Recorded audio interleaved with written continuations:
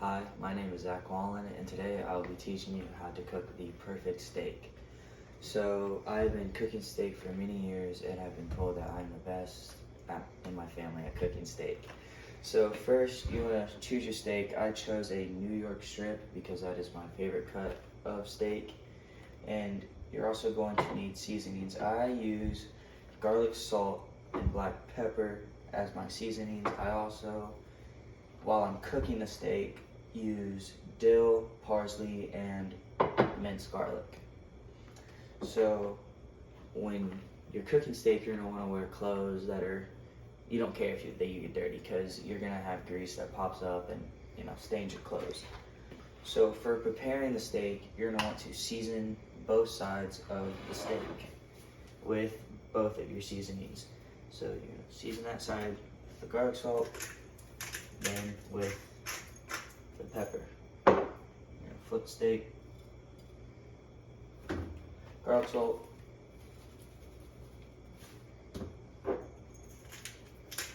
and pepper. Then what you're going to do is get your pan to a high heat so you can cook your steak on it. Then you're going to take some butter, just a little bit of it, not too much. Put it in. Let's just test the heat of your steak, or the heat of your pan. Yeah, very hot pan.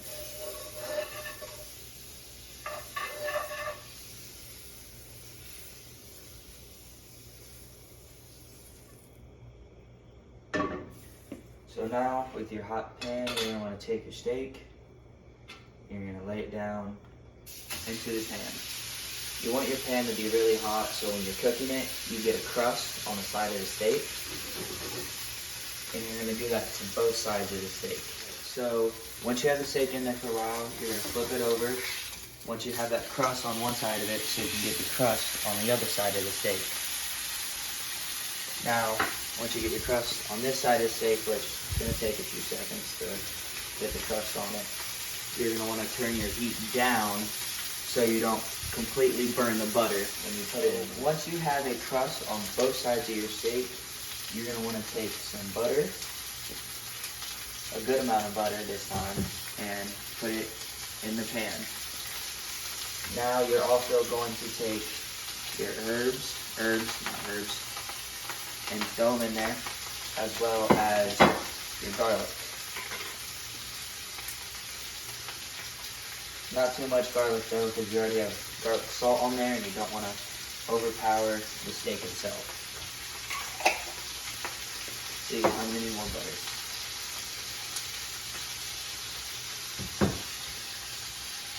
Go in. So once you have your butter in there, you're going to want to get it around all the sides. Push your steak to one side of the pan. You're going to want to start. I need more butter. Get nice. You're going to start basting your steak with the butter. Basting is just you take the spoon, put the butter on top of the steak. Just gives it a nice flavor.